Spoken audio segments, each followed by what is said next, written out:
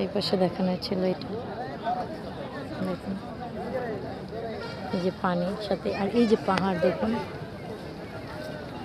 আর ওই যে ঝুলন্ত ব্রিজ, ঝুলন্ত ব্রিজ।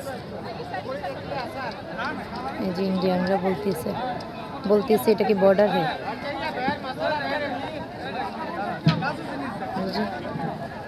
ওরা বলতেছে ওরা বর্ডার।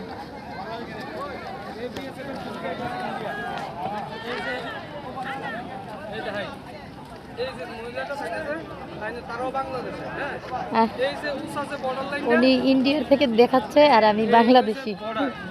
দুই পাশে বর্ডারটা হচ্ছে পাথর, এই পাথর দিয়েই কিন্তু আর এরা ইন্ডিয়ার।